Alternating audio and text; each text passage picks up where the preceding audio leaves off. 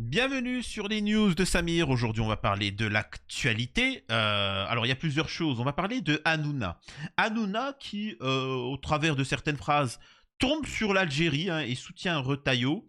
Nous avons également le fait que sa société est en difficulté financière. Je vous avais prédit un petit peu ce qui allait se passer. Je vais le refaire de nouveau.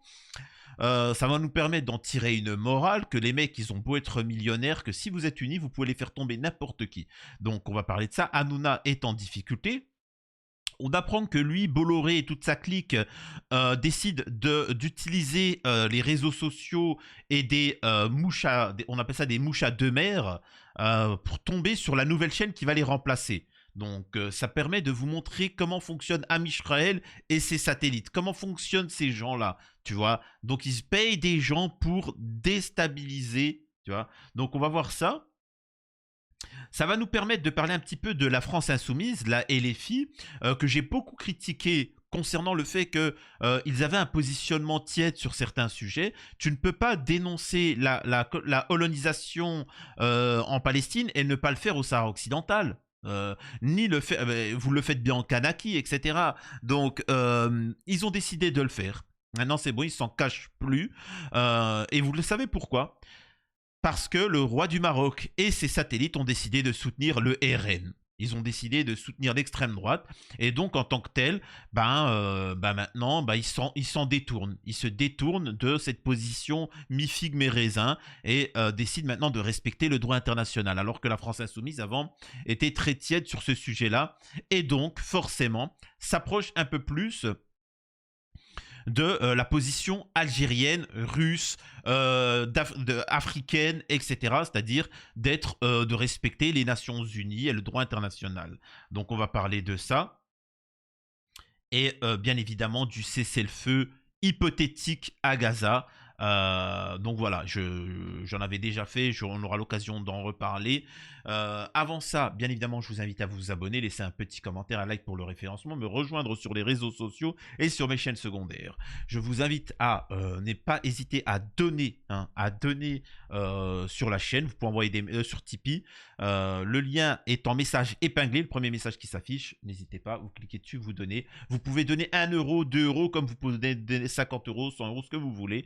L'important, c'est que plus vous êtes nombreux, plus il y aura du contenu. Quand je vous fais une actualité, elle est liée. Quand je traite plusieurs sujets, c'est lié. J'aime bien prendre des petits sujets, des petites thématiques et les lier à des trucs micro au macro. Vous allez me dire, oui, mais Samir, boycotter TPMP et lutter contre Amisraël, c'est quand même un État soutenu. C'est lié. Tant que tu as compris comment pêcher, que tu pêches en Inde, en Algérie ou à Moscou, tu sauras pêcher. Moi, c'est ça que j'essaie de vous inculquer, c'est d'être solidaire. Tu vois, d'être solidaire. Après, vous dégommerez qui vous avez envie de dégommer. Hanouna, qui était multimillionnaire, soutenu par un milliardaire qui pensait qu'il allait devenir président et ainsi de suite. Regardez, la société de production de Cyril Hanouna tombe dans le rouge. Jusqu'à présent très rentable, H2O Production, producteur de Touche pas à mon poste, a vu ses revenus baisser et ses coûts de fortement grimper. Sa dépendance à C8 rend son avenir incertain. Je vous avais expliqué que cet individu, et je m'en rappelle parce que j'étais le seul à le critiquer fut un temps, j'étais véritablement le seul. Beaucoup tapinaient pour lui, ne le critiquaient pas. Beaucoup me disaient, Samir, c'est impossible qu'il s'effondre. Je vous disais à l'époque, et je dis toujours, il ne rapporte pas d'argent. C'est Bolloré qui lui a donné de l'argent parce qu'il se faisait passer pour un musulman, il respectait les quartiers, les personnes issues de l'immigration, tout ce que tu veux. Il avait ce rôle-là. Moi-même, on m'a approché pour jouer ce rôle-là. Sauf qu'il est hors de question de tapiner pour Amisraël. C'est vrai qu'on m'a proposé du 6 000 balles, 55 000, mais un peu plus, mais 6 000 balles par mois, mais j'en ai rien à battre. Vous n'avez pas idée. Gratuitement, je l'ai fait pendant 3 ans. Là, 800 balles par mois. Les gars, mais même ça, le simple fait des messages, je vous jure, ce qui me touche le plus, c'est les messages qu'on envoie. Alors qu'il y en a, me dit Samir, t'as continué comme ça, t'es en résumé, tapine pas, t'inquiète pas, c'est pas prévu, tu vois. J'aime bien, moi, à 4 pattes, ça n'existe pas, tu vois. une jolie demoiselle devant moi, ça c'est encore autre chose, tu vois, mais ces gens-là ne rapportent pas d'argent. Ils sont financés par l'État, par des choses comme ça. Et donc, il suffisait de le boycotter suffisamment pour que Bolloré le dégage. Et c'est ce qui s'est passé. Maintenant qu'il n'y a plus Bolloré, cet homme-là va devoir travailler, rapporter de l'argent. Et il n'y arrivera pas. Il n'a jamais rapporté de l'argent. Il a toujours fait perdre de l'argent là où il allait. Maintenant, Bolloré lui donnait de l'argent, tu vois, pour faire de la propagande.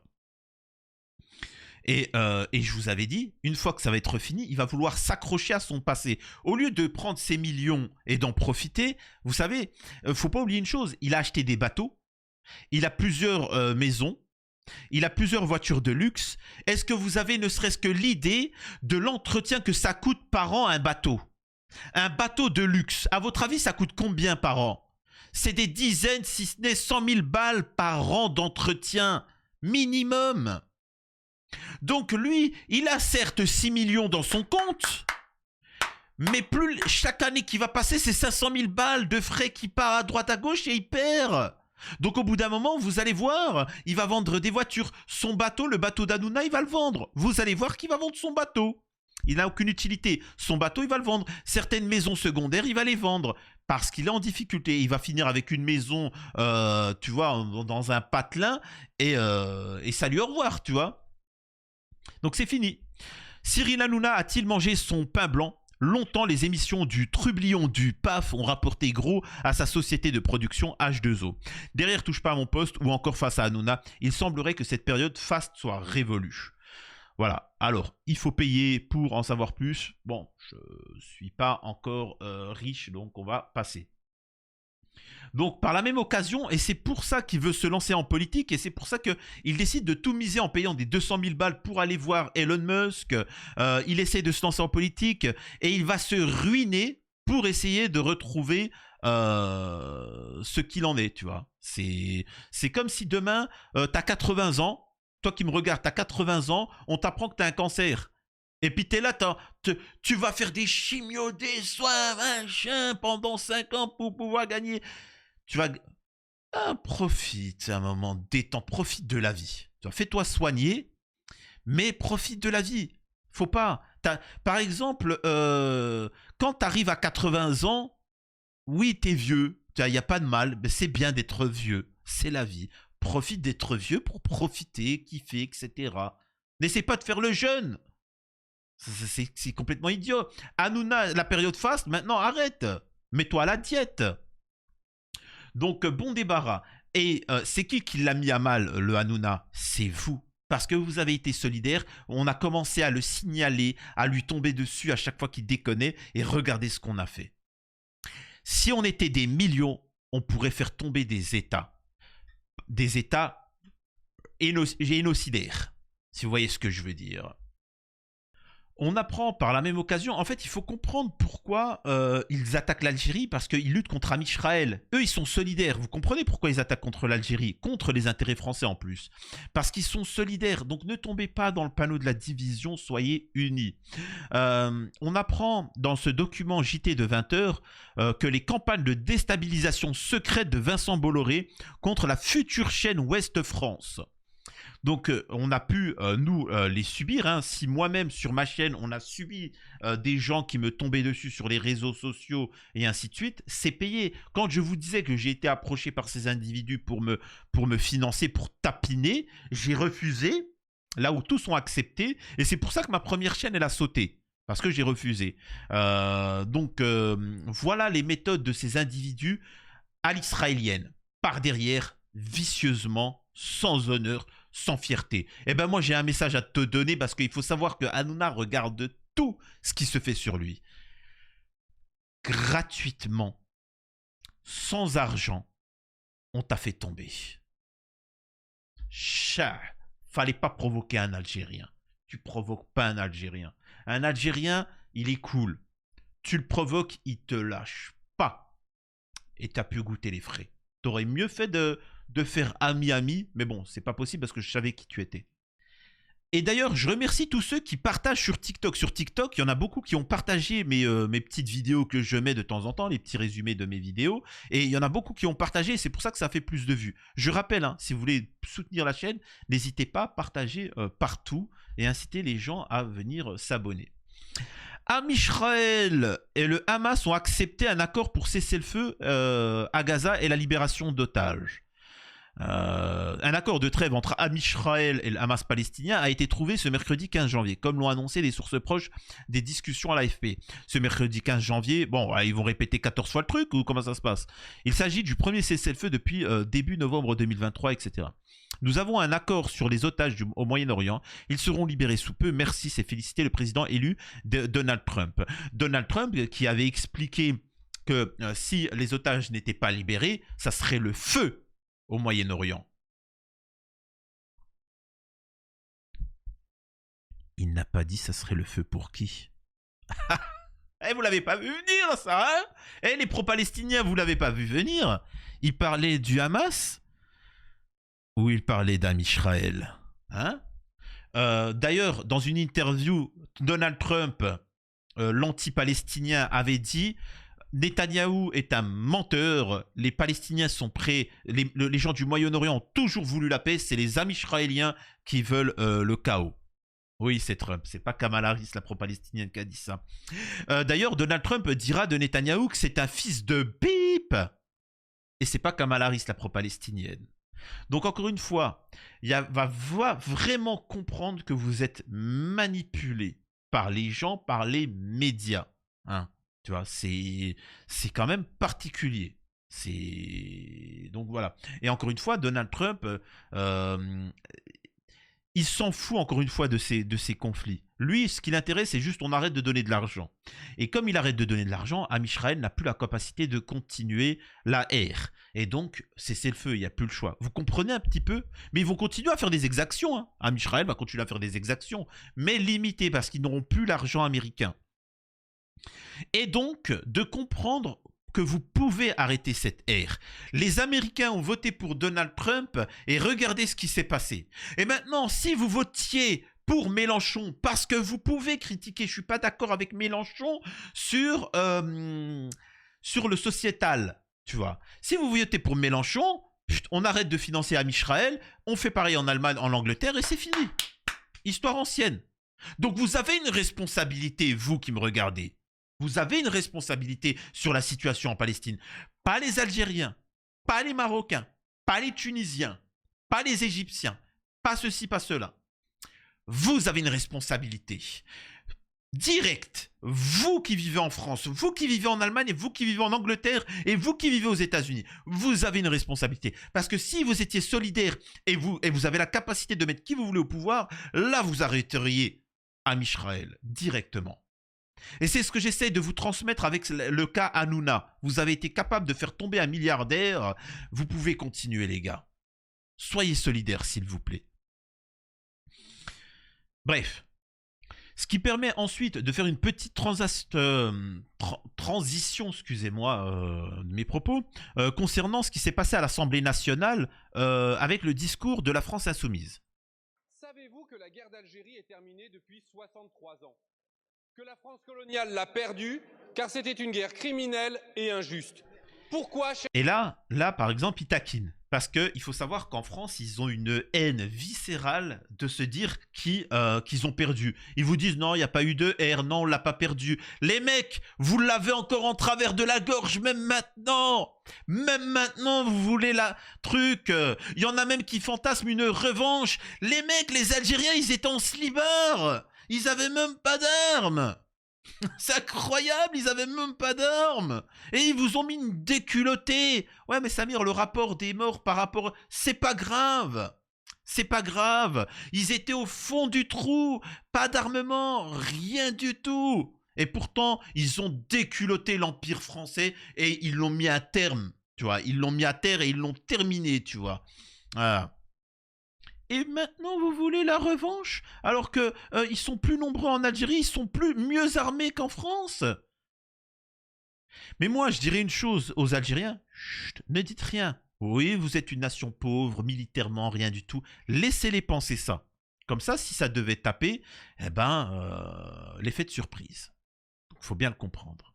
Donc, encore une fois, c'est l'art de la guerre. Il ne faut pas... l'ennemi, si vous croit faible, ben, qu'il continue à te croire faible. Comme ça, si ça tape, ils sont waouh, ils sont décontenancés, tu vois. Donc, voilà. Cherchez-vous à la raviver.